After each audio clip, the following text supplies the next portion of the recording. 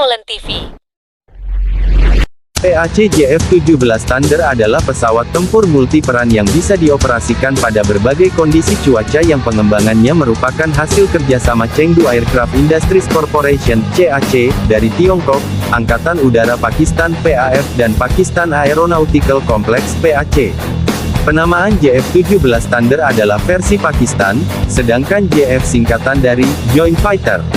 Dan menurut versi Tiongkok, pesawat ini disebut dengan nama FC-1 Xiaolong yang dalam bahasa Inggris diartikan sebagai Fighter China 1 Fierce Dragon. JF-17 dapat menyimpan persenjataan yang beragam, termasuk rudal udara ke udara dan udara ke permukaan, termasuk rudal anti kapal, dan meriam otomatis laras ganda 23 mm gauge 23-2. Didukung oleh turbofan afterburning Guizhou WS-13 atau Klimov RD-93, ia memiliki kecepatan tertinggi Mach 1,6.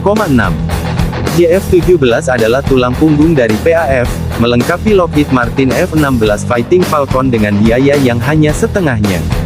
JF-17 dimasukkan ke dalam PAF pada Februari tahun 2010. Menurut beberapa literatur, pengembangan JF-17 Thunder dimulai ketika Pakistan menandatangani kesepakatan dengan Tiongkok untuk merancang sebuah pesawat jet tempur baru pada tahun 1995. Awalnya pesawat ini dinamakan FC-1 Super 7, tetapi pada tahun 2003 namanya diubah menjadi JF-17 Thunder. Dan prototipe pertamanya menjalani uji penerbangan pada tanggal 25 Agustus tahun 2003 dan mulai dioperasikan tanggal 12 Maret tahun 2007. JF-17 Thunder bisa disetarakan dengan pesawat F-16 Fighting Falcon buatan AS. Angkatan Udara Pakistan menggunakan pesawat ini untuk menggantikan armada Mirage, F-7, dan A-5 yang sudah dianggap uzur. Pakistan berencana untuk memiliki 200 hingga 250 unit jet tempur JF-17 Thunder. Sebagai pesawat tempur ringan, JF-17 mampu melesat hingga kecepatan Mach 1,6. Bisa menyerang target pada semua kecepatan dan ketinggian penerbangan. Untuk menjalani misi serangan permukaan, pesawat ini bisa melakukannya pada jarak jauh. Sistem kontrol penerbangan canggih telah diinstal pada JF-17 yang merupakan perpaduan kontrol konvensional dan fly-by-wire sehingga memberikan kemampuan yang sangat lincah dalam melakukan manuver.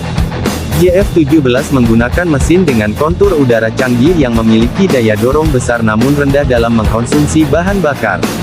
Sehingga tidak heran jika JF-17 disebut-sebut sebagai pesawat tempur yang memiliki teknologi canggih namun berharga murah. Harga satu unit JF-17 diperkirakan hanya sepertiga harga sebuah F-16 Fighting Falcon. Karena faktor inilah China optimis dengan rencananya untuk mengekspor 300 unit JF-17 Thunder ke beberapa negara di Afrika dan Timur Tengah. Pada saat ini Pakistan masih menjadi negara utama pengguna jet tempur JF-17 Thunder. Menurut kabar, Angkatan Udara Pakistan mengoperasikan 2 skuadron JF-17, dan tentu saja jumlah skuadron JF-17 di negara tersebut akan terus bertambah. Pakistan bisa berbangga sebagai negara perancang dan pembuat pesawat jet tempur canggih ini karena hal ini menjadi bukti pencapaian teknologi canggih dalam dunia penerbangan militer yang telah berhasil mereka lakukan.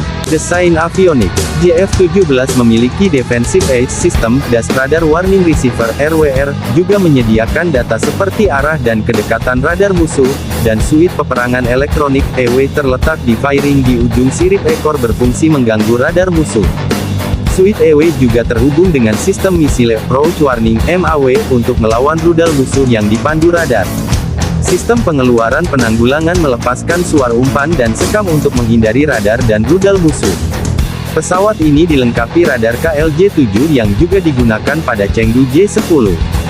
Sebuah VOD inframerah pandang depan FLIR untuk navigasi tingkat rendah dan sistem pencarian dan pelacakan inframerah IRST untuk penargetan pasif juga dapat diintegrasikan. JF-17 Block 2 diyakini memiliki IRST.